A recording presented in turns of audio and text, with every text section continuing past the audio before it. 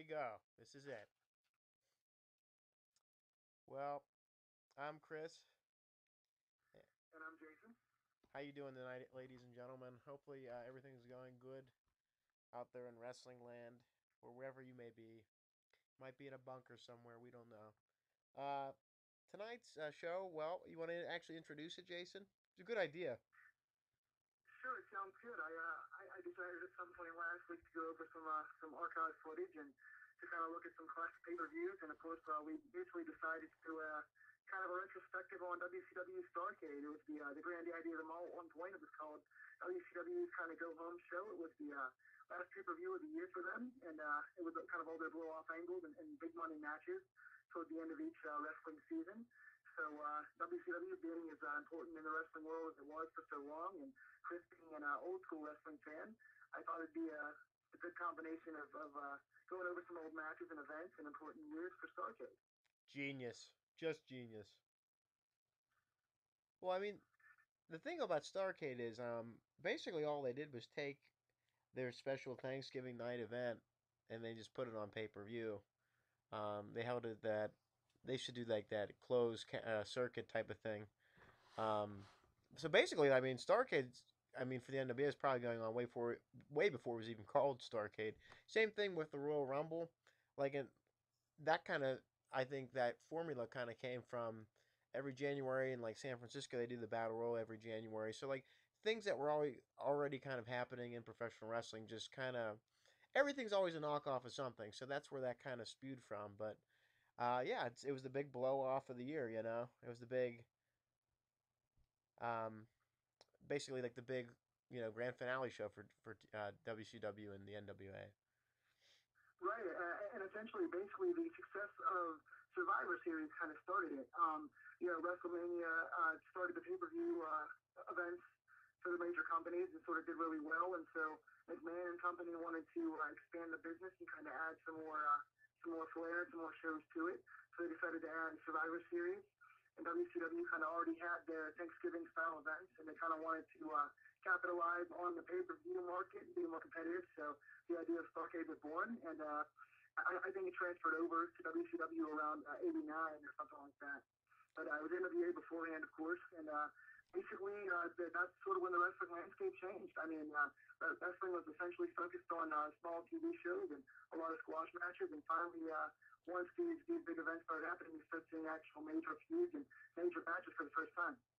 It's exciting. I mean, I love squash matches too because I think that's a lost art, helping to promote like all the name talent. But that's another story in itself. But yeah, Starcade was just such an interesting show. Um, and it was really interesting. Like, I mean, the original setup for Starcade, Hogan was supposed to be on that too, the first one. Yeah, Uh, yes, he was. yeah, and then they changed everything. Like, thing Clark's subject to change, of course, but yeah, it was a good tradition. It was a Southern type show, and I mean, Thanksgiving night, that type of formula was going on for years until they decided to capitalize on it, which was smart. The Crockett's were ahead of their time. Like from what I listened to their documentary, from High Spots, these guys were just ahead of McMahon all the way, but they did not know how to market things, and they weren't good financially, and that's what ultimately kind of put them in the gutter. But they could have beat McMahon. I'm telling you, they really could have. They were just Well, awesome. the genius of Vince McMahon, essentially, sorry to cut you off there, the It's genius all of right. Vince basically was the idea to be able to sign a bunch of guys from other territories to become the next young stars. I mean, whenever the AWA started to lose guys like Hogan and Hennig and guys like that, Vince just sort of went to each territory and sort of made his own all-star company. He took the best of every brand around there and kind of unified the territories into one union of basically just a ton of all-stars in one company. And, Crockett had a ton of good ideas and it was marketed really well, but Crockett sort of, they didn't really come into their own in terms of modernizing the product. It was a very old school product, which it had its hardcore group of fans, and it definitely had passionate fans and good arenas and good heat. But Vince McMahon kind of took that attitude into the new generation, kind of marketed their brand more around younger stars, and use some guys with some more athletic prowess. And so you sort of have the new school kind of Vince McMahon, kind of larger than life characters against the Jim Crockett kind of the wrestlers and the kind of the old Southern style of booking. Well, I think that was good. I mean, Magnum TA was their boy.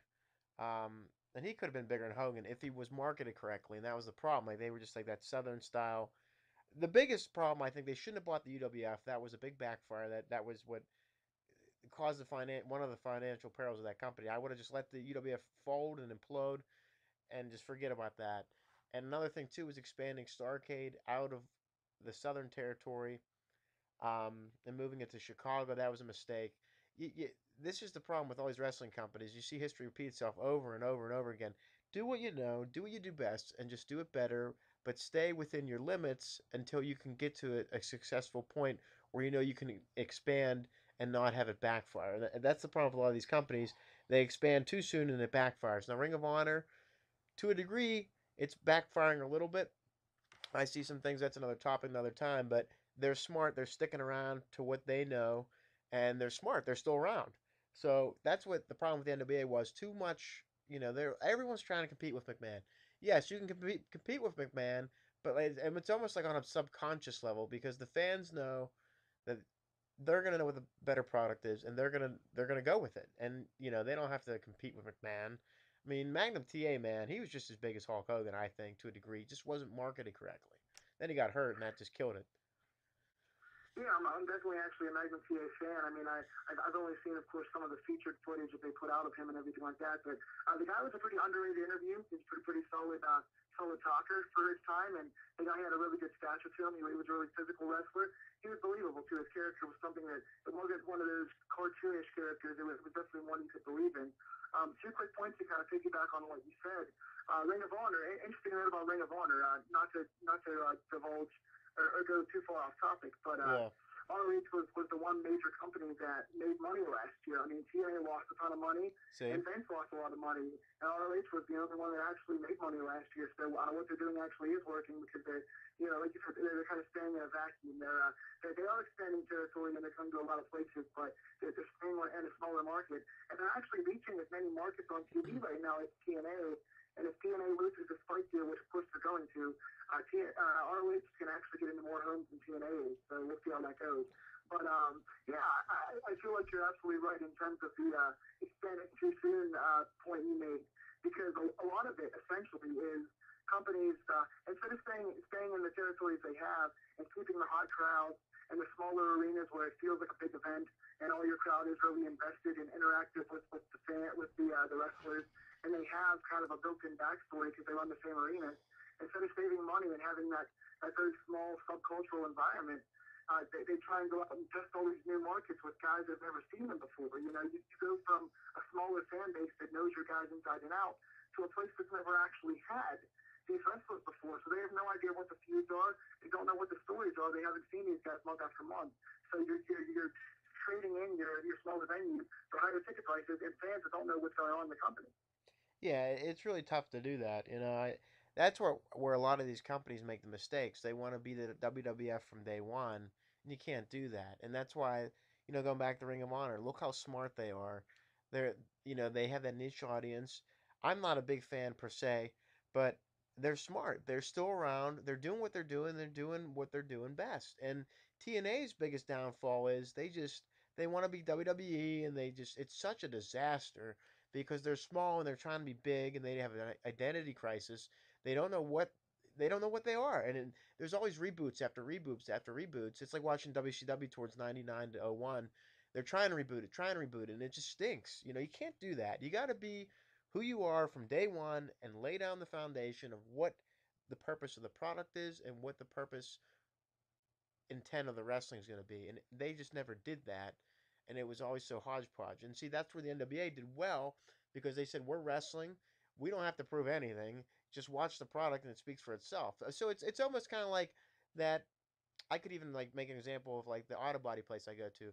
They never market anything. They never have a commercial, advertise at all, but it's word of mouth, and people go there and they're the best, I think. So that's what the NWA was. It's word of mouth, some marketing, but it's just word of mouth. And I always thought that the NWA and WCW was the better in ring product.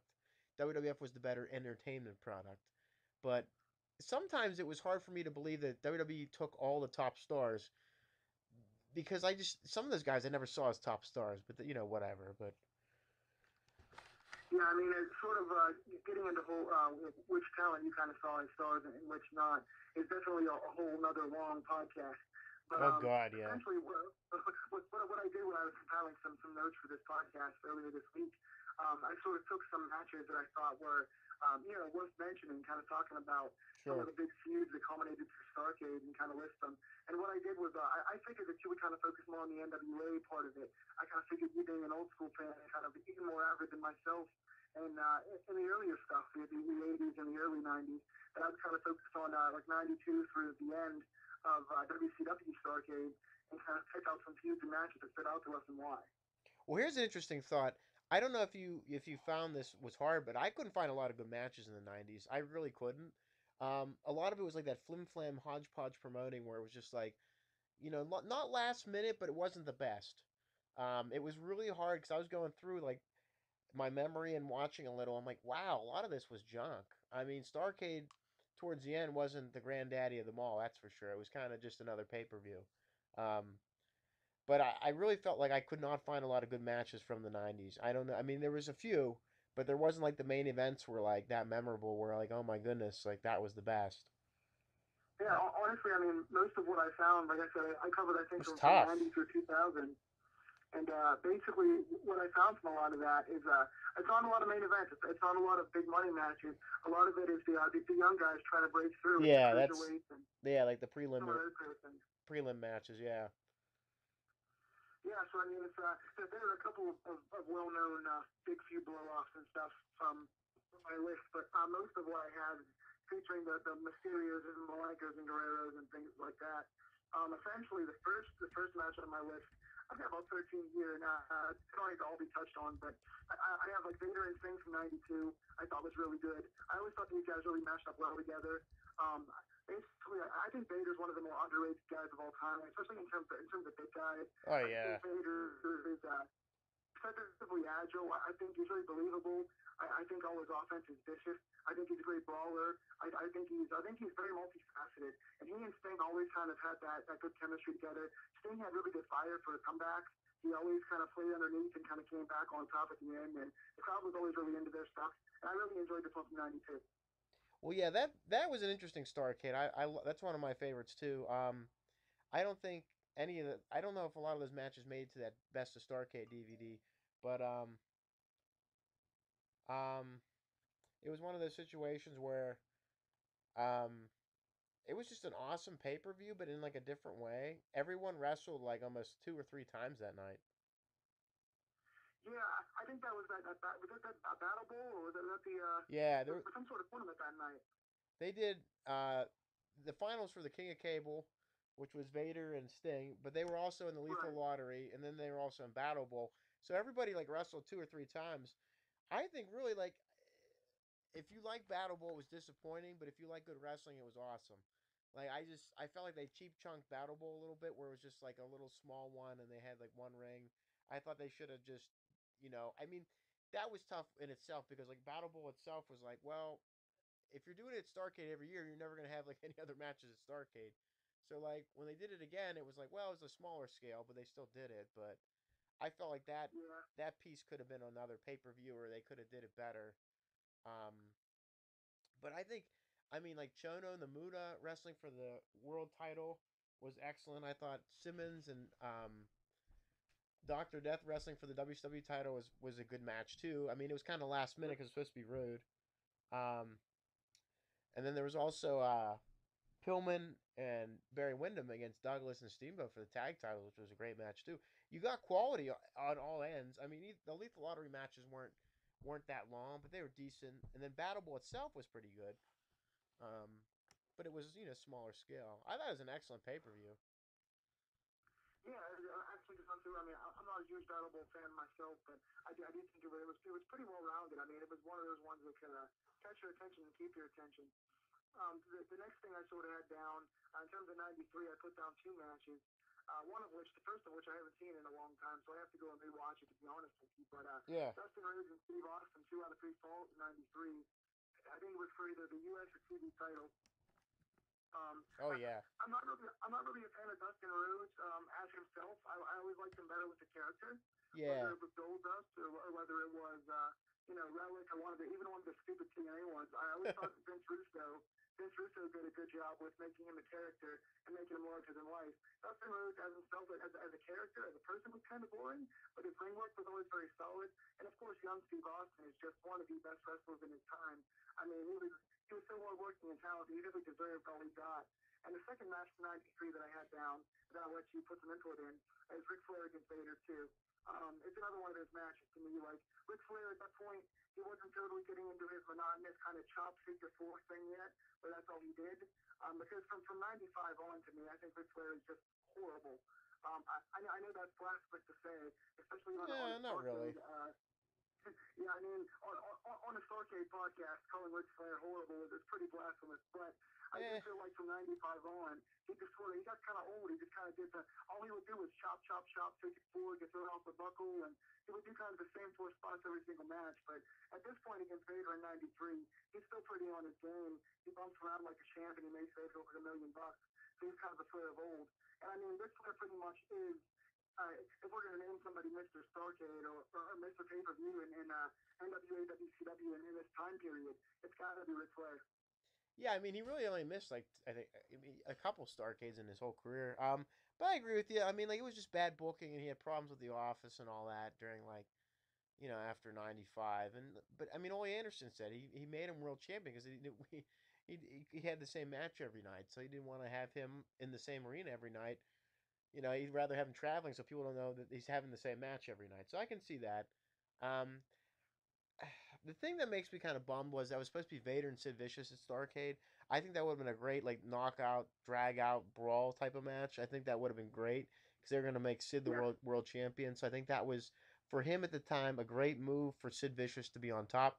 He's just got the body to look, and I mean, yes, okay, he might not be like the Dean Malenko of our time or whatever, but he was a powerhouse and he could get the job done, and he was a great heel. And I think that would have been tremendous. Flair in there again, yeah, it's great. Not, I mean, it was a good match. Did I really want to see that? No.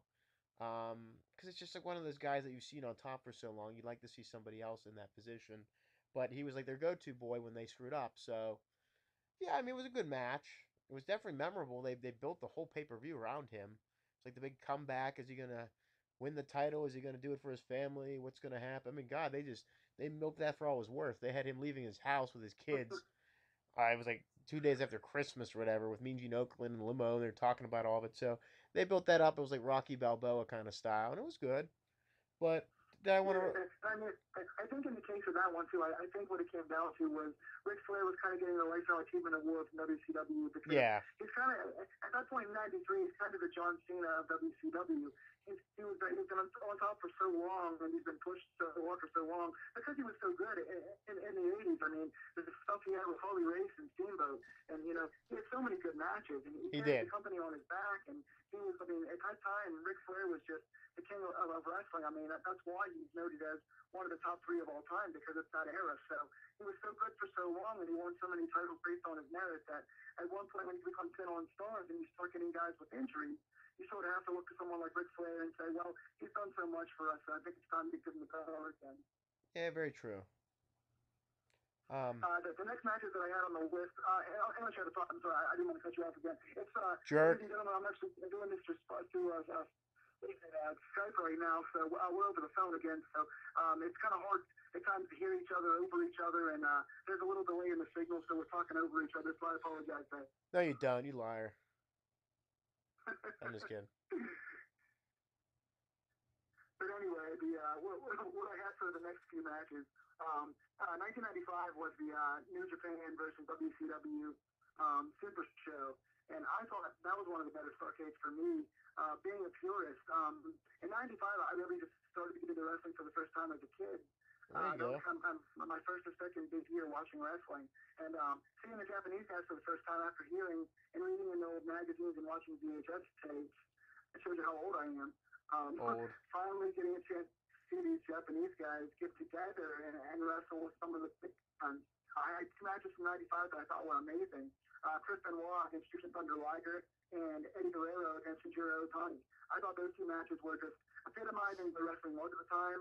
I think it was just all four guys' styles worked together. I think it was really cool to see what the Japanese guys brought to the table.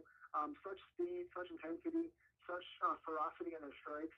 And of course, Benoit and Guerrero needs very little said about how good they are in the ring. So I think taking probably, in my opinion, at the time, Japan's two best workers, putting them against WCW's two best workers, Staines Malenko, was a really good idea. So those two matches always stood out to me as two of the best in Starrcade history in '95. Amen. I never even watched the pay per view to be honest with you. That was the whole like WCW versus Japan feud thing. It was done very well.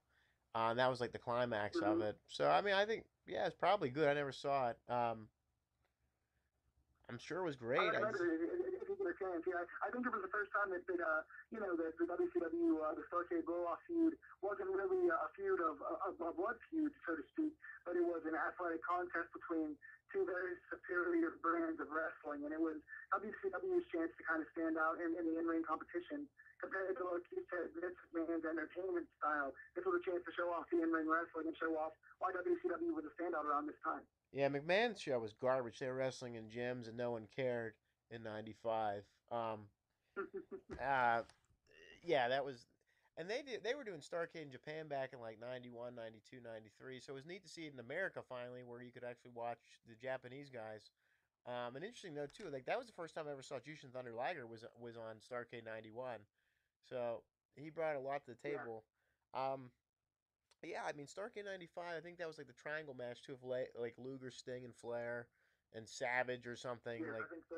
they all had to get the Savage or something like that. So that was a good pay per view. I mean, we lost to Japan, so that kind of stinks. But hey, why not?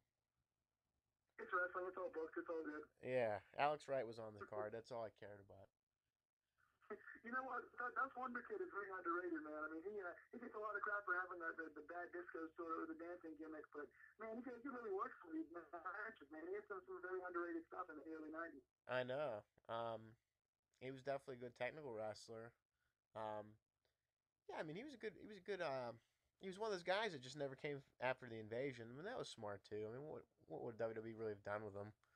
You know. But what's funny is recently, I think a few weeks ago, he was on the WWE.com Where Are They Now sort of thing. They actually interviewed him and talked about him on the website.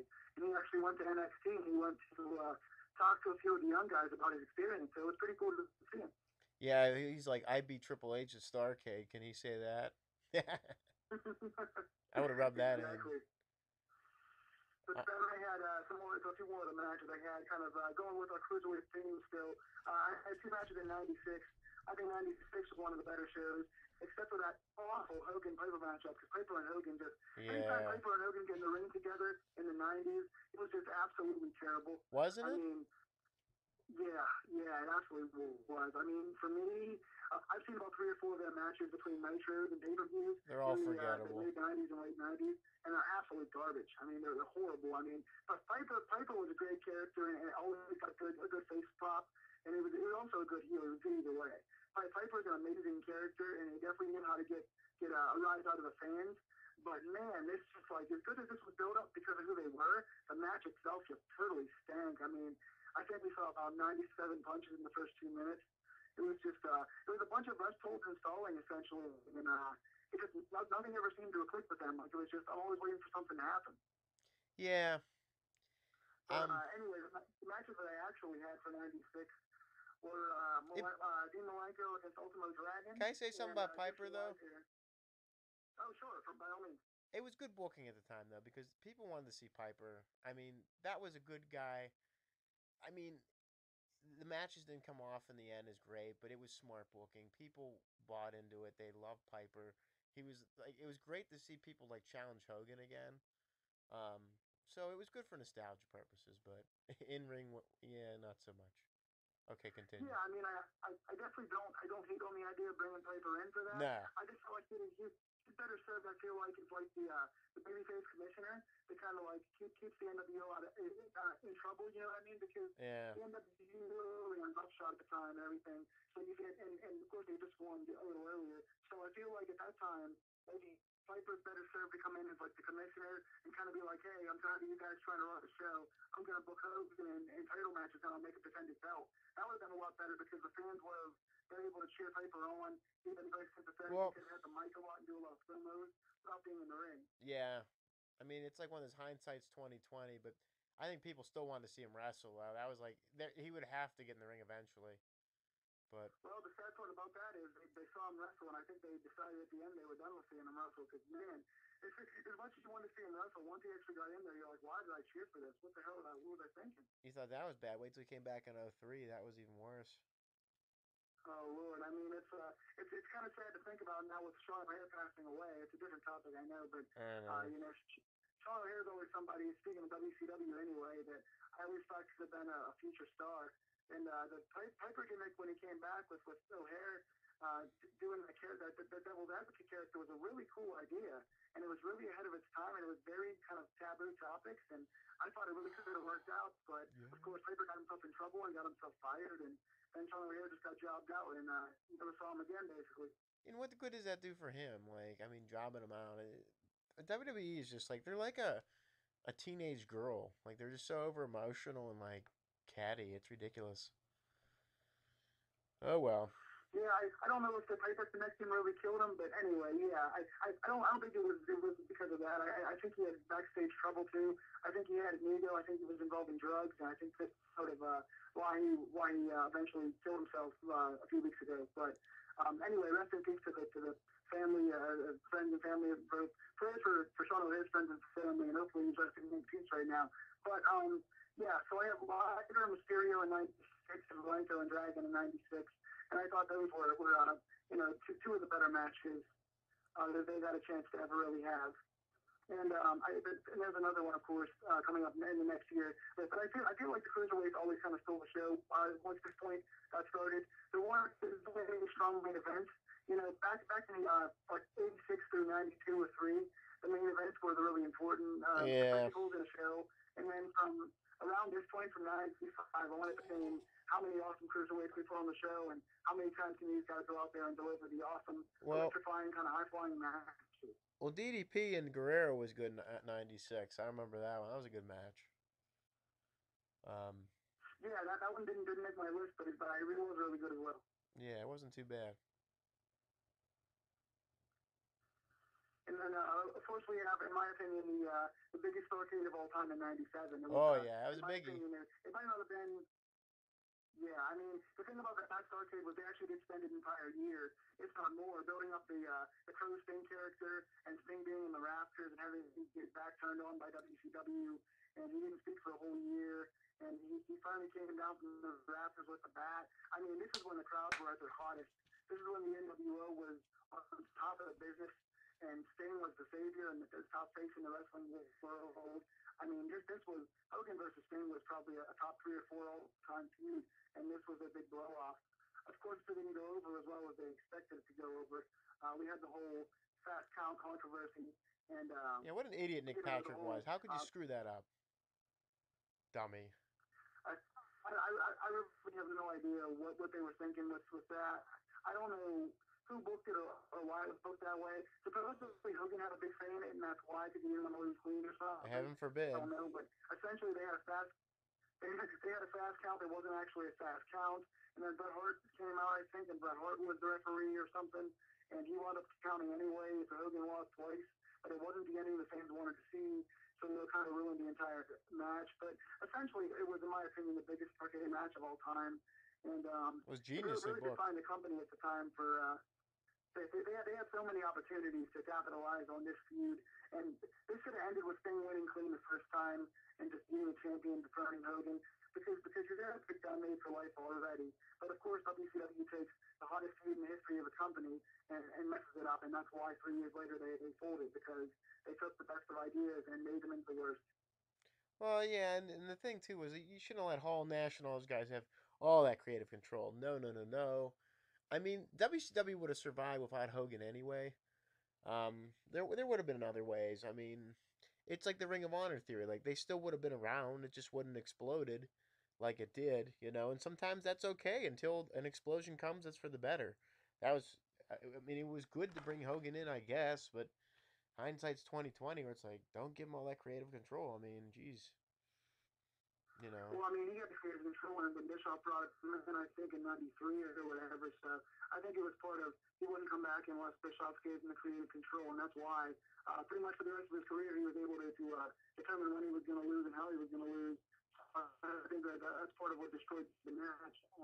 I mean, overall, it was a really good match because the drawing was good and the crowd was, of course, very, very into it.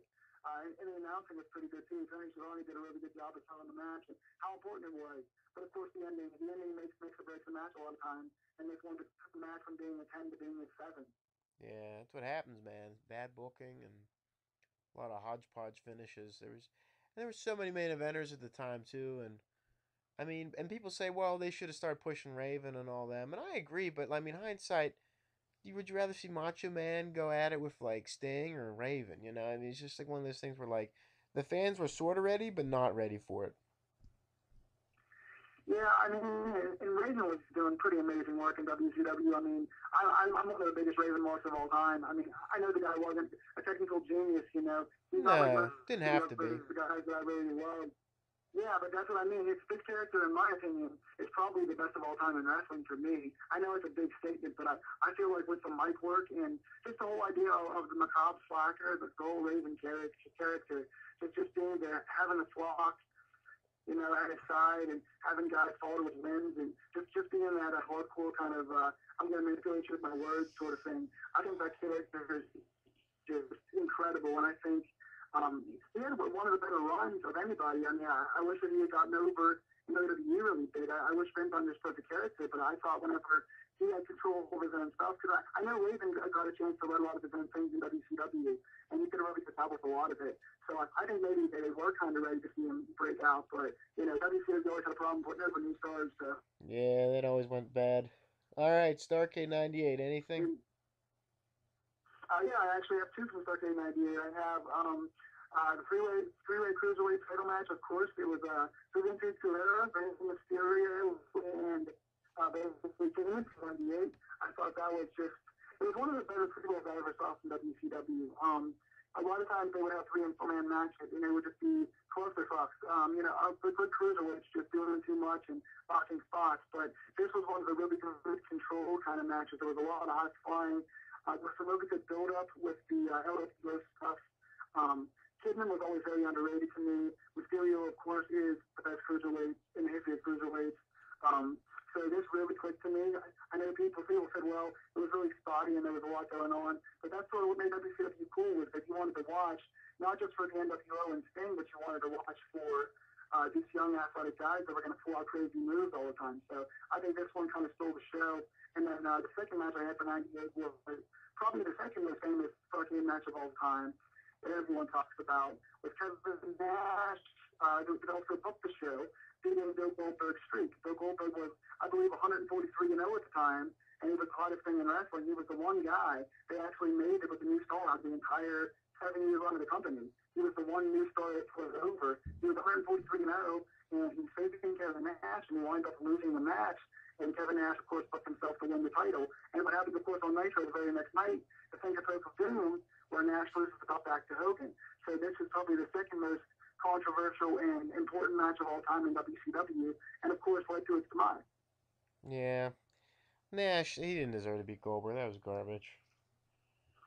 And honestly, I mean, Bill Goldberg gets a lot of shit because he was pushed so hard and because he was undefeated for so long, and they gave him so much of an opportunity. But the crowd was behind Oh Goldberg so yeah, much. they loved him. I mean, come on. I mean, yeah, so what the in-ring work, whatever, but he was selling tickets and putting, bringing the crowds in, so they did something right there, and they should have did that with everybody. Though that was the biggest blunder. Make the new stars. Like Booker T was hot at the time. Raph was getting over. Raven, Benoit. Well, maybe not Benoit so much, but a lot of other guys, they were just people were loving it. Saturn was starting to get in '98. He's starting to get the good right, good following. And Ernest Miller, those were the guys that in '99 should have started. Bagwell too should have started getting the belts and things. And the turnaround should have happened in '99, where like the main eventers start feuding with those guys. Like Booker T starts feuding with like another top notch main eventer type of guy, like a Savage. You start doing that, and then you start getting them over. But heaven forbid. Well, that was part of the problem was that, like I said, Goldberg was pretty much the only guy they actually got over in that time period. And of course, what happens is, um, once 98 comes around, now we're starting with Vince McMahon, the Attitude Era. So this is like their last chance to start creating new stars. And of course, they have Nash beat Goldberg, and he Yeah. goes down. And so now you have nobody. And of course, within 6 months, Vince McMahon brings up Steve Austin and The Rock, and of course, then it's history because Oh I think yeah. he messed around for too long, and then they kind of came in second place because you only have so many years to go off the NWO success and to be able to use that success to make new guys, like you said, with guys like Booker T. I mean, in '99 and 2000, they actually did start pushing some new guys. Scott Steiner, Booker T. Some of those guys were actually getting over, but it was too little, too late at that point because Oh at that yeah. point all the audience was already in watching the other company, and WCW was looking for financial backers to buy their company. So at the time they finally got some new guys over, it was too little, too late. Yeah. No one gave a crap. And honestly, I want to say this for Bill Goldberg's in the ring skills. Not only was the guy had a great looked like an absolute monster. He was quiet. He didn't talk, which was cool. He was a silent assassin. He destroyed guys in 2 minutes. And yeah, the guy was green when he came up and everything. And yeah, he was real rough with guys. But by this time in '98, the guy was a very underrated worker. I mean, he gets a lot of crap because he given the Cena push. But I'll tell you what, Bill Goldberg was pretty underrated. He actually, this match with Nash is a pretty solid match. I watched it back recently because I wanted to hear. Excuse me, I wanted to hear the crowd noise and kind of see how the match played out because I kind of forgot. But it was a really solid wrestling match. I mean, Goldberg carried Nash to a good match here, and Goldberg has a lot of underrated matches. I mean, even the one with Hogan on Nitro when he won the belt, which by the way is the loudest crowd pop I ever heard on TV. So Goldberg was definitely over and deserved what he got, and he was an underrated wrestler too. Yeah.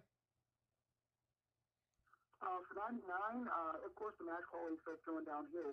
So for '99, I the liked only it. match that I had. They had a lot of great they had a good concept of like it was definitely like a better Starcade like at least like match like quantity. I mean there was like 10 matches. So like that was the first time in a while that like or 10 or maybe 12 matches. It was a lot. So I honestly thought it was going to be a really good Starcade, but then you watch it like you said, it's not the best, but it's not the worst, but This is which one, '99? yeah. Yeah, I mean, this was around the time that I think Russo kind of came in and started trying to make new guys. Yeah. This was toward the problem was toward the end of the run. This is I think one of Benoit's last matches in the company. I know that pretty much I think 3 or 4 months later, Benoit, Malenko, Guerrero, and um, Saturn all jumped ship to WWE to go be with Vince because they knew they were never going to get the brass ring and be given a chance to run with the ball. Yeah. So four of the biggest young stars that busted their butts for 7 years for this company are now gone. So I mean, at that point, you kind of lose your heart and soul. When you lose four of your best in-ring workers like that, who the fans all wanted to see be main eventers, then you're pretty much screwed. But I have the match with Benoit versus Jeff Jarrett. The ladder match in '99, I That thought was was a good. really underrated match. Oh yeah. I think the problem though like I never want to see Dean Malenko as a main eventer. Um he was the one guy I could have cared less about, really. Like, I was glad he left. Um, he just had no personality. But Yeah, I mean, I think there's room for a couple of guys like that though in the company. I feel like, and again, this comes from a huge Dean Malenko mark, so my yeah, opinion's a little bit skewed because Malenko's in my top five all time. So I'm definitely a little biased toward pretty much all those guys: Benoit, Malenko, Guerrero, Jericho. I'm such a fan of all those guys. I'm kind of over biased, but I yeah, think that Malenko. I think in your company, you don't. All your guys don't have to be Mr. Charisma or Mr. Character. I think you have to have one or two guys that are kind of silent assassins. Malenko didn't say much. He was but he the just Iceman. He showed no emotion. He was man of 1,000 holds. I he's too. think the fact that he knew 1,000 holds or whatever and was able to counter everything and be Mr. Wrestling and be the kind of like quiet, kind of stone faced guy, I think kind of fit in his favor in my opinion. I just didn't like him because I thought he was too short and he just didn't fit in. Like he just, I don't know. Like there's so many other people I'd rather see with a belt. He just, I'm You sound like like, Kevin Nash now. I think that's the same argument Kevin Nash had. yeah. I mean, like, I just to me, he just, there was just no charisma, nothing. And it was like, why are they like even like, because they were, I think they made him like tag champ with Benoit or something like that. He was like in the one of the finals for like the world title tournament, and I'm just like, why are they doing all this with this guy? He just doesn't have anything, and he's just tiny. And like when I was like a kid watching him, I'm like, this guy's just boring. Like just nothing. I'm like, show some damn emotion or something. Like he just, I don't know. Just never really sparked my interest. I mean, even the Benoit to a degree too. I was just like, yeah, great technical wrestler, but just I don't know. They just didn't have that spark, and it carried over to the WWE. They just didn't have that charisma to a degree. It Well, I just, mean, he definitely won the world title at WrestleMania 20, so I think somebody thought you were wrong there for sure.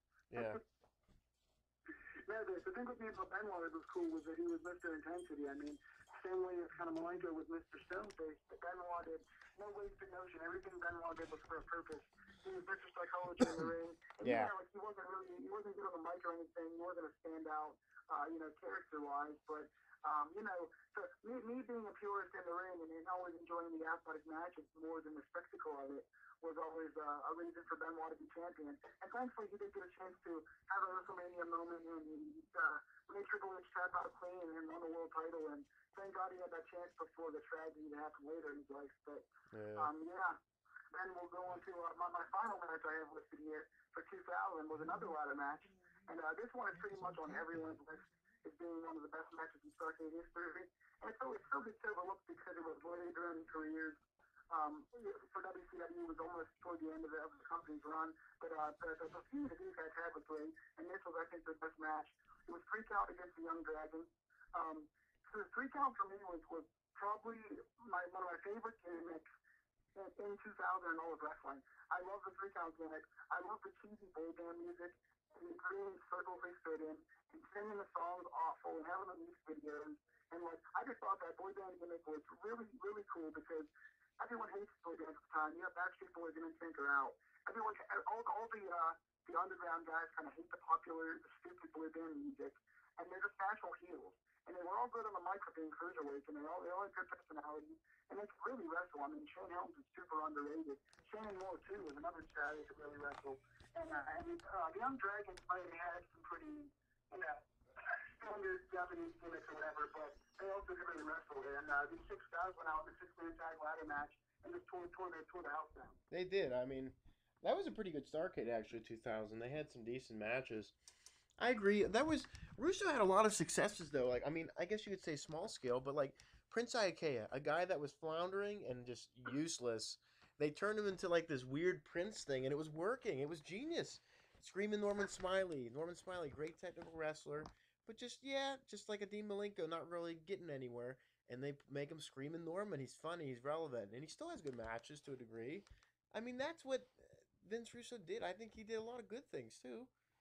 Um, Yeah, one of the things about Russo that I really love to kind of acclimate, kind of give your point even more validity, because it's a very good point, is that, Russo, of course, gets a lot of crap for all the bad stuff he did, and, oh, yeah, there was a lot of that, but the good thing was he did always find stuff for all of his characters. He did want every single wrestler on the roster to be involved in the show in some way, and he wanted all the brand guys to get a chance to show personality, and so he always booked stuff, and some of this stuff was ridiculous, but he always would book stuff for his entire talent. It was the same thing he did in '96 with Vince or whatever year he was in there for the Attitude Era. He always made sure the entire roster had something to do. Nowadays, when you watch one of the companies, there's like 25 jobbers that are never on the show, and it's it's for a squash match. I But you know. don't see half the roster getting stuff to do anymore. Back in the day when Russo ran things, yeah, say what you want about the guy, he was an idiot for some things. He did a lot of stupid things and took a lot of chances that didn't work out for him. But he at least did try to use the entire roster for their potential. Oh my god! Like he was so smart with Tank Abbott. Like I watched what they were doing with Abbott because I kind of forgot about what they did with him. They brought him. I mean, at the time when I was a kid, I'm like, this guy's out of shape and he's beating people up. But I watched it again and like he came out, beat the crap out of Laparca, knocked him out like twice, and then like started like then he knocked out one of the security guys. They were making him look like he was the real Ultimate Fighter, and it was so good. And who the heck's gonna stop him? And then he wanted him to win that battle royal at WCW. I think it was called I think it was Sold Out or whatever. Yeah, 2000. He was going to win the Royal Rumble thing they were going to have. He was going to throw out Vicious and win the title. Yes, for some wrestling fans it would have been horrible. But for me looking at that, that was a smart move. Like who the heck's going to beat this guy? And eventually they could have had a feud with him and Goldberg, and it would have been money. There's someone that Goldberg might not be able to beat here because this guy's actually legit and he's knocking guys out. Like right and left. Yeah, I think that was a big part of Russo's fascination with Tank Abbott was that he was an actual UFC fighter before the UFC was cool. So Yeah. Tank Abbott actually had the background of being a real life fighter, so he seems more legit than most other guys do. I was never really a fan of his work. I've seen all of his UFC fights and his wrestling stuff, and I wasn't really a fan of either. But it was kind of a different idea to take a guy that no one really knew about in the wrestling business because back then, like UFC wasn't very big, so people didn't really know who he was. But to make him come in kind of and go those guys, it was cool to get his face out there. I think he was the wrong guy to push, in my opinion, but at least they were pushing somebody. Yeah, I mean, there was such a wasteland in like late '99 of people. I mean, at least I like where they were going with him. Like he was a guy that's like, oh boy, like who the heck's gonna be able to beat this guy out? And knock him out and beat him up. I mean, I couldn't really think of anybody. I mean, and then they kind of had a chintzy little feud with him and Goldberg in like the spring, and it was bad. But a lot of that wasn't Vince Russo's fault. A lot of it's the higher ups and all the crap they all had to deal with. But imagine if they would marketed that right. I mean, it would have been amazing. Some of the things they could have done with all that talent. And Um, at the same time, too, about a lot of it came to a lot of injuries, too. I mean, there were so many guys oh on yeah, the roster that they were getting ready for a big push and somebody got hurt. I mean, Goldberg, of course, got hurt before he was scheduled to come back. He put his hand through a window and almost lost his arm. Bret Hart, of course, never got a chance to be used right. He was supposed to be in the NWO 2000. They were going to bring the NWO back and kind of make some new guys in the group and kind of put Jeff Jarrett and Scott Steiner over. But then Bret Hart gets hurt, so you lose him now for a while. And then, of course, like I said earlier, they had lost Malenko, Guerrero, and Saturn. So you have so many young guys that you're starting to push, and they either leave the company or they get hurt. So then your roster gets diminished because you haven't put over any new stars, so you're kind of screwed. yeah, and it's a shame. There's so much talent over there. Any other matches for NW 2000 or Starrcade 2000? No, that was actually the last one that I had on my list. Okay. That was the final Starrcade, and I liked the overall card for 2000. It wasn't as bad as it gets a rap for being bad, but Yeah, I didn't I think it was didn't have that bad anything else either. that stood out. I think the main event was like Yeah, Sid against Steiner or somebody. I think that's the main event. I don't know. I'm sorry, what's that? I think the main event I'm was. losing you here. I think the main event was Sid against Scott Steiner. Yeah, I think you're right. I think it was. Yeah. I remember watching it on like on demand or something. It was decent. I mean, Yeah, I mean that's one that I haven't seen recently. I heard that Sid would come back periodically, and he always one thing about Sid, like he always got over with the fans. Like he was always somebody that whether he was a heel or a face, the fans always responded to Sid. Sid was always money. yeah. I mean, imagine him coming in for the invasion. Who the heck's gonna beat him? I mean, good luck. I mean, he would have, he would have been a great piece added for WCW. But I mean, geez, I mean, he was so banged up and hurt after that ankle injury that I don't know. Yeah, I mean his leg drop off the top rope. I think was it in that match or was it a different match? Did he It was tried a to leg drop and it was a sin, WCW sin the next month. Okay. Yeah, yeah. I knew it was something like somewhere around that time period, but yeah, Sid would come back every couple of months, and he would defect so much too. He went from WWF to WCW like 5 or 6 times back and forth, and he would always come in with a bunch of fanfare, and he would always be toward the main event, but he never actually got a long run with the title. He won both titles at one point, both companies' titles, but he never held them for too long or stayed in the main event too long because he either always got hurt or transferred companies. Yeah, it's a And I shame. mean, that guy he was really rough in the ring. I mean, Sid wasn't somebody that was a technical wizard or anything. I mean, Sid was a guy that would always give you lumps. He would always give you some stiff shots in there. And Shawn Michaels always complained because Sid was always a horse to work with. But at the same time, Sid had that personality, that psycho character that he had. And he also, he was kind of goofy on the mic. He had a lot of botches on the mic. He's kind of known for being one of those loose cannons that didn't really know what he was talking about. But at the same time, there's something about the guy you wanted to cheer for, though. Yeah, he was money. He was money. So Like the, I don't have anything else really on my list in terms of matches or events. Like I said, to me, the two biggest ones are probably the 97 and 98 events because of the main event matches that are also on my list. Because of what happened with Hogan and Sting and Goldberg and Nash. yeah. But other than that, that pretty much is a summation of my notable matches. Are there any other matches, either earlier or ones that I forgot about that you kind of wanted to bring up? From the '90s or just like anything in general, NWA, 80s, Okay. 90s, whatever you wanted. Well, you have to talk about Flair and Race in the cage, '83. That was the biggie. That Um, was the first time that a title changed hands in the cage, actually. oh wow, there you go. Yeah. The Briscoes against Youngblood and Steamboat. That was fun to watch. '83. The dog collar match that made Valentine and Piper famous. That happened in Starrcade '83. Um, Mm-hmm. that was a fun match, bloody match, dangerous match I would never involve myself in. But hey, why not? Um, '84. I did not like Starrcade '84. It was disappointing. It was like, or maybe it was '85. They had like Joe Frazier, or somebody ref the match with Rhodes and Flair, and it was awful. It was crap, and like it just wasn't good. That might have been '85. One of them, and it wasn't very good. I think it was actually 85. Okay, that wasn't good at all. It was like the rematch, and it stunk. Um, '85 was good. Terry Taylor wrestled somebody, and it was a pretty good match. I'm trying to think who that was. It was Black Bart or one of those guys, and that was a pretty entertaining match. Oh, you know what? I think it was Buddy Landau actually that wrestled. I think I don't know, let me look up. Might have been Terry Taylor. Um, Buddy Landau wrestled somebody. It was a fun match to watch. It was actually pretty good. Um, I don't actually have it here on my list anywhere. I'm looking at my notes. I don't see it anywhere. Let me see. I'll look it up real quick. It's pretty bad. I don't remember this because um, I just watched it recently. Yeah, Terry Taylor. It was good. It was a fun match to watch. It was a good technical match. '85. You could see the boringness of Starrcade was going away. Now some people say, "Oh my God, how could you say that?" But it was some of those matches are really hard to watch. They're very like just boring. Um, so '85 is where I felt like it started to turn in for the more entertaining, for the better. Um, 80, excuse me. '86 was really good. The Skywalkers, I like that. Um, well, it was interesting too. Starrcade '85, you had like superstar Billy Graham there, which is kind of weird. Like seeing Billy Graham in the NWA is kind of like one of those like Tony Atlas in the NWA kind of moments where like you just don't feel like they belong Right. there, but they're there, and Yeah. it's just really random. Um, '86 was good. There's a lot of good matches on there. Street Fight, Ronnie Garvin and Big Bubba. The Andersons against Rock and Roll Express was awesome in the cage.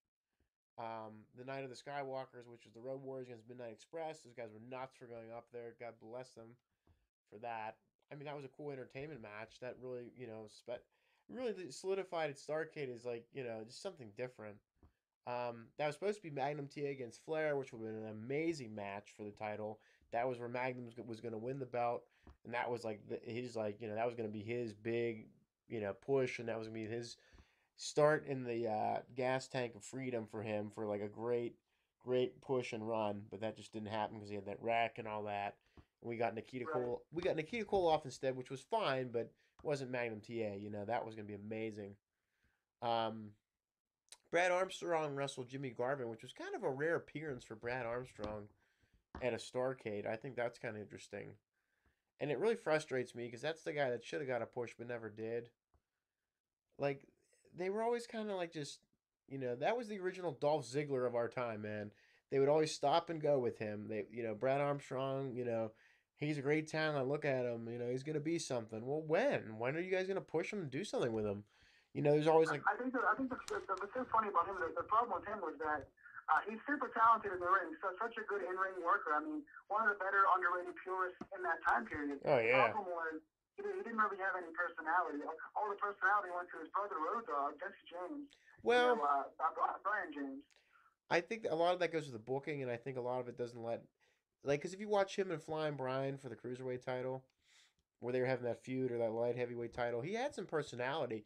Just the marketing isn't there, and that's the problem. Like, he was Buzzkill in like '99. He was like ripping off his brother's gimmick, and it was funny. Like, I felt like you could have did things with Brad Armstrong. They just didn't do it. They just didn't pull the trigger. The trigger would have been pulled. I think it should have been pulled in like late '80s, early '90s. Like they should have did something with him, and not the Candyman or teaming him as the Lightning Express with Tim Horner. No, like a good like feud where you're gonna have him, go against like Barry Windham or Arn Anderson for a reason, or even go after Flair because he did have a title match with Flair. They wrestled for like almost I think an hour, 90 minutes or whatever. It was ridiculous. It was like a draw. Wow. Yeah, so I mean, the guy had the talent. It was there, just the marketing. Like so many guys in WCW, the marketing wasn't there for them. He could have, he could have challenged somebody, even go after Lex Luger or something. There could have been something where he could have really excelled from. I think a Horseman feud would have been the beginning of a good push for him, and I'm sure it probably happened a little bit, but they should have went more with it, and that's just a shame that he didn't get anything. Yeah. But he's more of a Smoky Mountain Wrestling kind of guy too, though, in that other Southern USWA kind of down there. He was more of a hot commodity. But I'm trying to think from '86. There's tons of matches. It was actually in two arenas too, so it was kind of a unique kind of show, and it was like kind of the same. Didn't actually have two types of shows or something like that? It was like back to back nights. Was it the same night in two different arenas, or how was that done? I think it was same night two arenas. They just had like a simulcast. They go from one to another. So like you'd watch one match on the big screen, then they come back to the other one. Um, it was interesting because like on the VHS they cut half the matches, which pissed me off. But yeah, they had two different announced teams and all that. So it was kind of like WrestleMania '86, where they did the same kind of thing. But I don't know if the other Starrcades did that or not. I'll have to look into it. But that was like the Greensboro Coliseum and somewhere else I think they did it from. '87 is where they went to Chicago. That was the big blunder. They shouldn't have did that. Or '87, yeah. I haven't watched that. I know the Road Warriors wrestled the Horsemen, Blanchard and Anderson. That was good. And Yeah, that was a really good match. yeah, I think it was like I think we Ronnie Garvin against Flair for the title, and like Luger and Dusty Rhodes. This was like the UWF feud too, where they bought the UWF. So it was like Doctor Death against I think Nikita Koloff or something like that, or Terry Taylor against Nikita Koloff. One of the big matches in '87 was the Rock and Roll against the Midnight from the scaffold match, I believe. Yeah, that was That like was '87, I think, where Cornette took the big bump off the scaffold. well, that was '86. He took the bump. '87, he learned his lesson. I think. Okay, okay, yeah. Yeah, Either way, I'm pretty sure the Rock and Roll Midnight had a scaffold match. I yeah. think. Yeah, we're really good. I mean, you can talk about two of the tag team staples of the '80s. I mean, two of the more underrated, better tag teams. Really, just awesome chemistry. I mean, one of the best tag teams in history. Oh yeah. I mean, no one acts like them anymore. No one wrestles like them, and that's a lost art. Um, I'm trying to think. '88 was like when Turner bought it, so that's when they moved it from November to December. And this was like I guess the official first WCW type of Starrcade. Um, Mm-hmm. I mean, it was still NWA, but I know like the Junkyard Dog was there. A lot of guys that just jumped over from WWF were there. I think Bam Bam Bigelow wrestled Barry Windham for like the U.S. title. Um, they had the Road Warriors who turned heel against Dusty Rhodes and Sting, which was cool. Main event was I think, oh geez, I don't even know. I think it was like Flair and I don't know who was the main event at Starrcade '88. I don't really remember because I haven't really watched it in a while. Let me see who it was. I think it was. I mean, I am sure it was Flair. This is pretty bad. I don't know this, but it's like one of those ones I haven't watched the full show.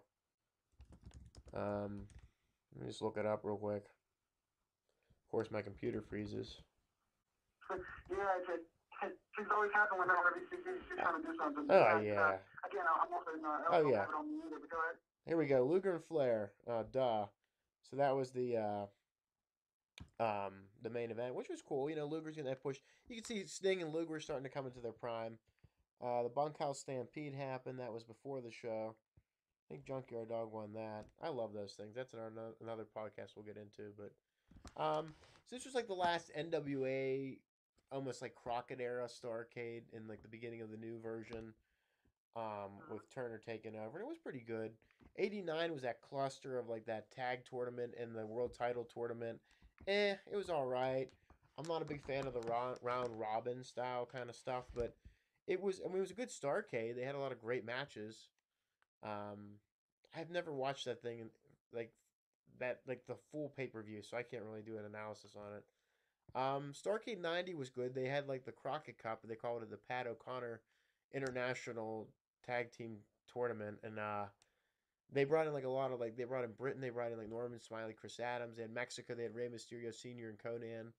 Um, Mm-hmm. They brought the shoot fighters in from like Russia, which were like the shoot wrestlers. Something Hajinikov and this other guy. I remember seeing them on other IWF Japan or UWF Japan pay per views. Um, Right, right. Saito and Muda, and then they had the Steiners from America, and they had like the royal family from wherever the hell they were from, New Zealand. It was a pretty good like tournament. Kind of boring, not a lot of interest, but and the main event was pretty decent. That was Muda and Saito against the Steiners. They did a good match.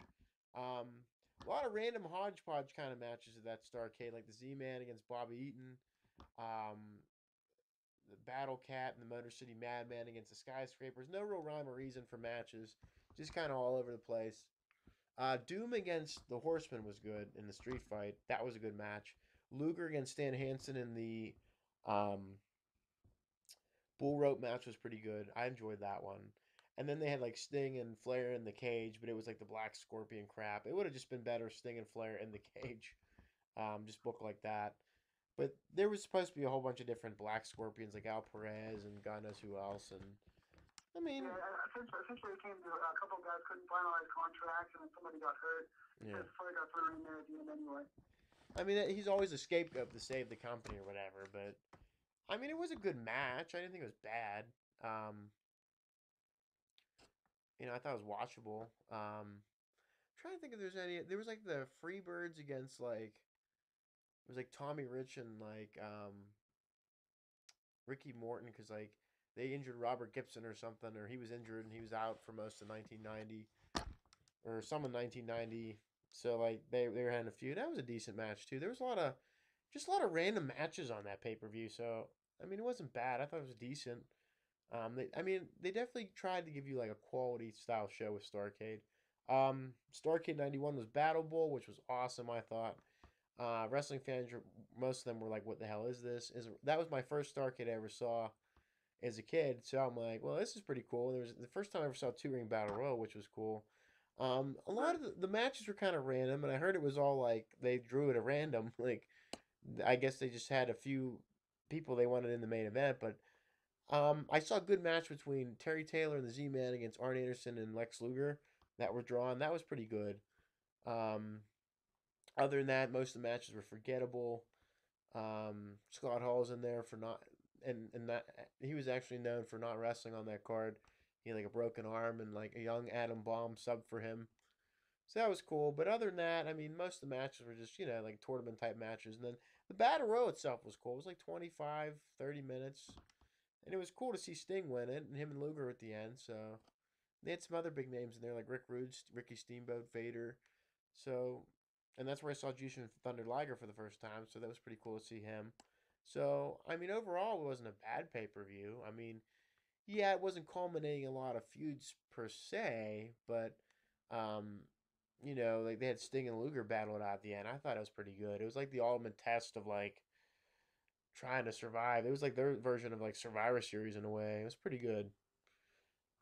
Yeah, one quick note, I was scaling through some of the, I'm actually, as you're talking about these matches, I'm kind of just like looking things up, and I'm kind of letting you have your segment the way I had mine, and sort of looking up some notes on the older matches. I Yeah. did come across that, actually in 95, WCW actually won the World Cup from the Japan tournament over NJPW 4-3, so WCW actually won, so there's one Did correction. they? I thought they lost. Yeah, no, based on the notes I'm reading here from About Sports Pro Wrestling About.com, has WCW over and WCW 4-3. See, I don't know. I thought Japan won that. I gotta watch it again. Let me see. I don't know because I remember Bobby Heenan on the mic at Starrcade '96. Sixes. He's like, they beat us again. Um, I wonder if that was a bad source. I don't know. I don't know. Like it's one of those ones where I swore New Japan won. Um, I don't know. I'm gonna have to look it up, but it's like one of those weird. Anyway, but it was a really cool idea to bring those two major factions together and kind of see some dream matches start changing. Yeah, I mean it was. So all in all, I would say Starrcade was pretty successful. I mean, it definitely sort of had its ups and downs, both in the 80s and the 90s, in terms of entertainment value and kind of whether it was the number one show or not. Either way, they definitely did some good feud building to it, and had some big controversial matches and a lot of athletic contests. And I would say for You were right. wrestling fans WCW that are, won. Sorry, WCW did win. I could have sworn they lost, but all right. yeah, I just wanted to make sure we had that stat correct Me before we too. actually put this out. But yeah. But essentially, yeah, I mean, there was tons of controversial matches, tons of good athletic contests, and for newer fans, I think it's important to go back and actually watch a few Starcades and kind of see what wrestling was built on. Because there's the early Starcades, even the ones in the late 80s and early 90s, had a lot of big money matches on it that are worth checking out for any fans.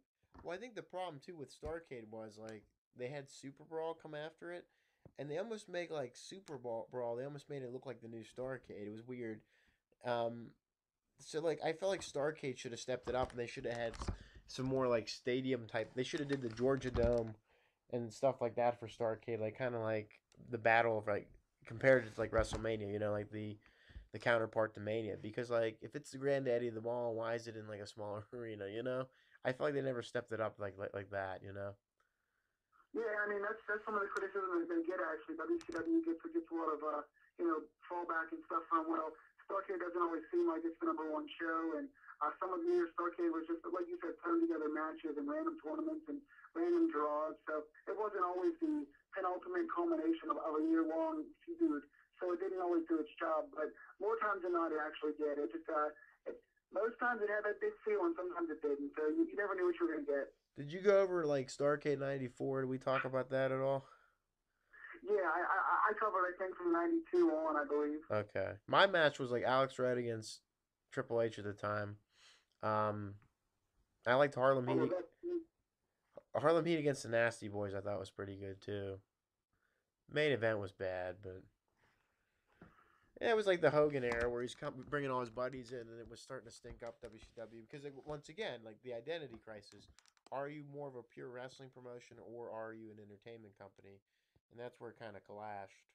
But well, that was sort of Turner and Bischoff's idea once WCW had the company, and eventually, a year or two later, I guess Bischoff was in charge, and they decided they wanted to kind of bring big names in and steal talent, and start to become kind of entertainment over wrestling. So you saw a combination of both, of course, but with the cruiserweights and all that. But they definitely wanted to become less old school and kind of more mainstream around that time period.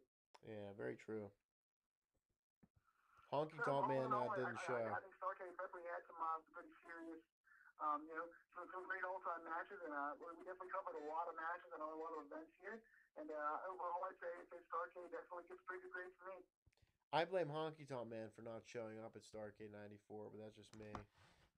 Um, yeah, I think overall, I think Starcade was an excellent show. It was good. I felt like it started to kind of wane a little bit in the '90s, though. I felt like that was kind of the beginning of the downfall of Starcade, but um, Yeah, I mean, and we also want to encourage the people, anyone that's checking this out, whether it's through New School Republic, whether it's through PW Pop, whatever maybe you guys are listening to this on YouTube, whatever it is, please, check this out and comment us with your matches. Give us feedback on the ones we talked about, or add your own favorite matches on there, or recommend some other stuff for people that like the Starcade style. Just put some of your favorites on there because these things are always more fun when you're able to actually debate them and talk about other stuff. yeah, I mean, because it was hard for the '90s, man. I was having trouble like trying to find decent matches, like because like they were like all those ones that sounded good on paper. Then when you actually watch them, they were just like atrocious.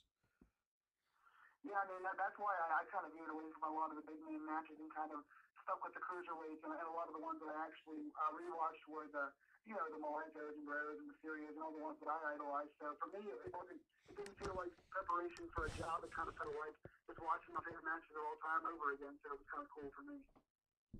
Yeah, I mean, what do you think was the reason for that? Was it just bad booking? You think?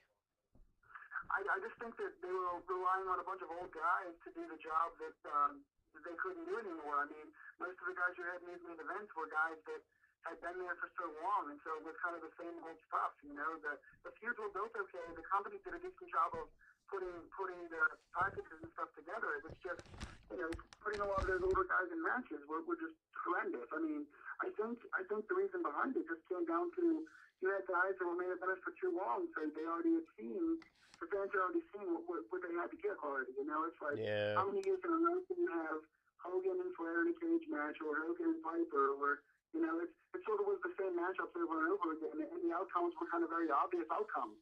That's why in '97, when Sting finally came down and they built that feud for a year, and they actually had a good reason behind the feud, that's why the crowd wanted to see Sting win so bad, because it was something different. I know, and that's where they could not capitalize on like making things different, building momentum. Um, I think actually before I forget, '98 Starrcade, not a good match, but feud per se was Eric Bischoff against Flair. You could see that that was a good like almost like real life type of feud too, that was culminating. So that was neat to see that one. You Oh know, yeah, I mean, having heard the feud between Bischoff and Flair was very real. I mean, they went to court several times, and they had defamation suits, and they had all the promos Flair cut on Bischoff in the ring were all very real.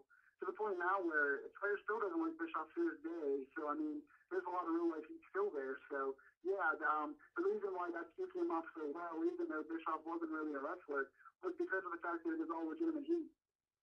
yeah, I mean, I don't. My problem too is like if I was like Bischoff or if I was Flair, I wouldn't be like comfortable wrestling him, you know, because like you're like really feuding with him in real life. So like I don't know. Well, at the end of the day, money talks. You know, It Bischoff always does. says Holy crap. Bischoff always says controversy creates cash. He has a book saying so. It's a very good read.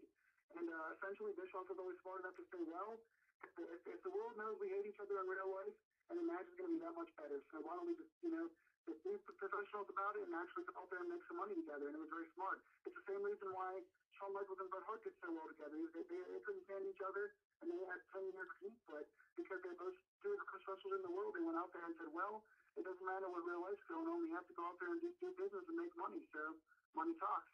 Yeah, very true. Very true. Well, I think we circled the wagons on Starrcade. I think we've covered the basis for a lot of the big moments and pay-per-views and matches. Yeah, I think so too. Who do you think? You think Flair's like the face of Starcade? Yeah, I mean, just based on the fact that he headlined so many consecutively, and back in the day it was unheard of for one guy to run like that, and the fact that he had so many good matches early on. I mean, besides the awful Dusty match, I think a lot of the mid '80s stuff that I highlighted as my favorites in the '80s were mostly Flair matches. I mean, I really enjoyed a lot of what Flair did at Starrcade besides the Dusty match. So yeah, I would say if there was one guy to put the face to the name with Starrcade would be Ric Flair for sure. Do you think anyone different? No, about the same. I would think more like Flair the '80s and Sting the '90s kind of thing. But Yeah, um, that's fair. and then like I mean, all bets are off in the later '90s. That was everybody, you know, Goldberg and all them. But yeah, I mean, you could see it's just so interesting how like that company was wrapped around like a couple guys. Like they were just like WWF had Hogan, Warrior, Savage, WCW had Luger, Flair, Sting. It's just like you can see how real life um, characters in WCW were just like so they were put on like such a pedestal, and like those cartoony ones in WWF. But it's like you could see like their counterparts, like like Luger was like Warrior, Hogan was kind of like I guess like you know. More like Sting, I guess, and Flair was more like Savage in a way, like the styles and stuff. But you could see the parallel, and it was it's so interesting how a brand is just like three or four guys make a brand. It's amazing to me, you know. Well, but part of the problem with the downfall of WCW was that they eventually signed all those other three guys you're talking about. And so WCW had all the old guys. And of course, WWF, of course, brought in, Shawn Michaels and Bret Hart, and then Steve Austin and The Rock. And, so WWF actually went on and matriculated and matured and eventually became, the brand for the young guys to break out, where WCW kind of is still on the same guys 10 years later. I know it's just the same, repetitive rubbish. But I think Starrcade was an excellent pay per view. I think they should have stepped it up in the '90s by booking like the Georgia Dome and booking bigger arenas.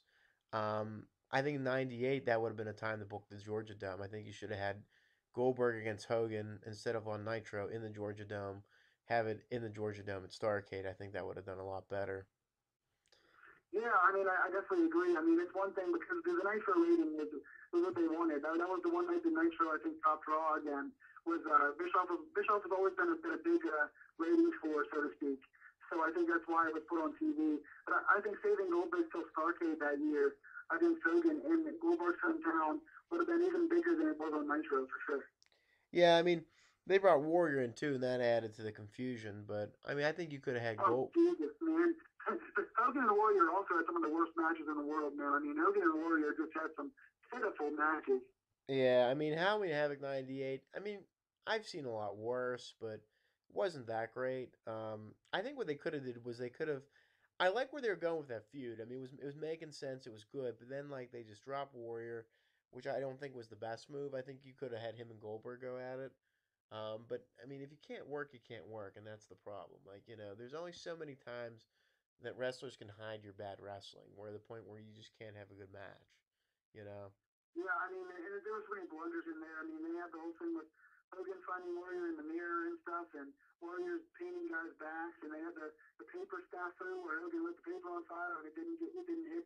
You could see the paper in the ring, and Hogan missed Warrior. It's so many bodges and things to their feud too. And like you said, the fact is, I mean, Ultimate Warrior is probably one of the top two or three most overrated wrestlers in history, along with Dusty Rhodes and a couple other guys. But Warrior to me just obviously he's a character and he had the fans on his side and he's Yeah. iconic and he's a legend, but he's a legend because of the character, not because of his in ring ability. Because man, that guy couldn't wrestle out of a bag, man. That guy is just not a wrestler. He's a character. Well, and the thing too is with Warrior, oh geez, like how can I even explain this? Like it made sense to bring him in because you couldn't write that better yourself. Like our Warrior Nation was like the parallel of NWO. I mean, that was genius. Like, I mean, everything in 1998 clicked. It just kind of like imploded too fast, I think, um, because you just had all those guys there. I think they could have worked out a lot better to everyone's advantage if they just would have um, kind of stayed the course and reorganized some of it.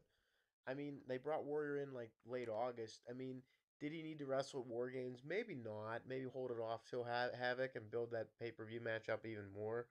Um, I think it would have been better if they would have had him and Hogan in the cage.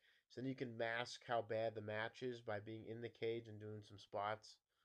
Um, Yeah, yeah. I mean, and that's the thing people don't. Some of the fans that say, well, excuse me, they say, why do you care so much about the in ring? It's more about the feud and the intensity. But a lot of times, though, it comes down to the blow off match. Like, how good is your match going to be? I mean, because the heights of the feud, both Hogan and Warrior and Hogan and Piper, they had good builds and good feuds going on. oh man, But the oh yeah, matches at the end were so horrible that they just, I mean, if your match is that bad at the end, everybody says, well, that was all waste of time. yeah. Well, I think that would have And been a that's the good. thing is so good.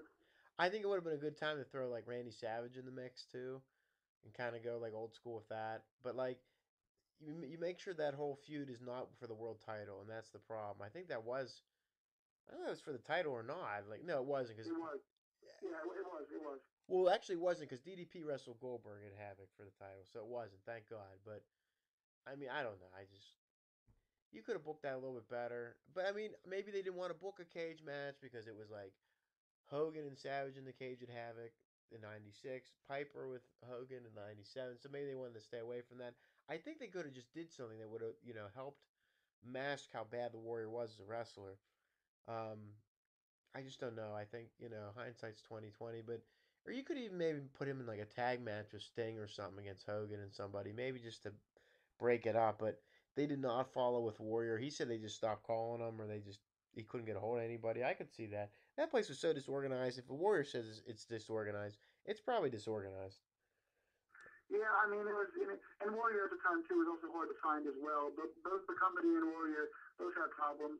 But I think what it was for me was, yeah, it makes sense to put Warrior with Hogan, but then it becomes like sort of the same old thing we've already seen before. I think it would have been cool if you would have had Warrior endorse somebody else, like Warrior not become like a manager, but like talk up on the mic about how one of the young guys is really good, whether it be Guerrero or whoever you decide to choose. Warrior sort of endorses somebody else, and this way you can have the tag match, and it's going to be a better match because you have Hogan's partner and Warrior's partner as two young guys that are also feuding, and this way you're putting over new guys with your established stars too. Yeah, I mean, they probably would have picked Goldberg. I mean, that's the only person I could see like them team or Wrath or somebody. But I mean, Nash buried Wrath. That didn't help Wrath at all. I mean, there was I don't know. I mean, I think you could have made money off Warrior and Goldberg type of feud.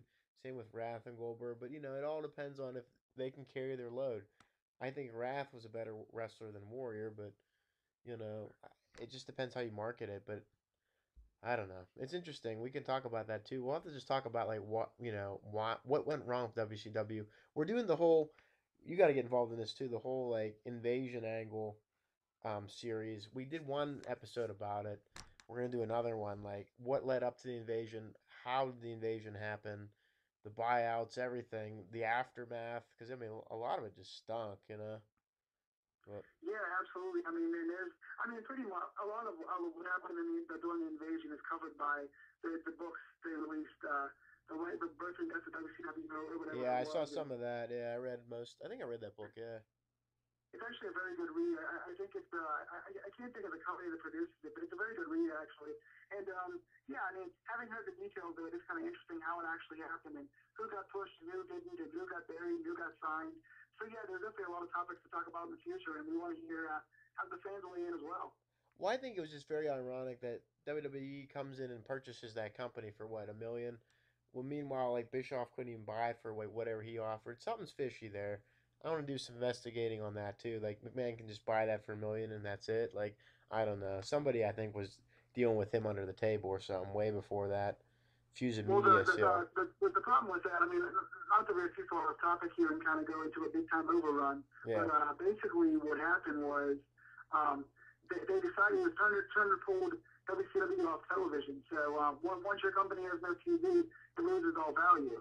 And so once they pulled WCW off of TNT and TBS, and they had no television show, and Bischoff's backers said, "We're not going to give you the money for this." Bischoff had like 7 investors that were going to help pay for the company. And once TV was gone, they all said, well, the company's worthless without TV. So Bischoff no longer could buy the company. And then since they had no other buyers lined up, Vince pretty much bottom dollar, kind of bought him out because nobody else wanted him because there was no station available for him. So Vince just said, well, since nobody else wants him, I guess let's buy him at the lowest price possible. Man, if I was rich, I would have bought him. Shit. We would have been on No, like honestly, it was smart for him. I mean, he bought his competition out. He was able to massage his own ego and placate his own personal bravado. He was able to go on TV on Nitro and talk about it and then bury the guys he wanted to bury, and he won the war. I mean, they tried to put him out of business, and he actually went back and won the war. So if I was Vince, that's a very smart move for Vince. it is, but it doesn't help us, and we'll go into that another time. Absolutely. All right. Well, thank you very much, everybody. It was fun to have you on, Jason, as always. Absolutely. Thank you so much for having me, sir. Ladies and gentlemen, please keep up with us. Please keep checking out. And New School Republic, is there a website? Is there an address up for us yet? It's coming, yeah. Like we have to film a few more things for it, but it'll be up within October. It'll be up. Okay, yeah, please keep checking us out there. Check us out on New School Republic on Facebook. Check out PW Pop World on Facebook. Keep watching us on YouTube. Please like, subscribe, comment, and share us. And we'll be seeing you guys again soon. Thank you very much. All right. We'll see you later. Thank you.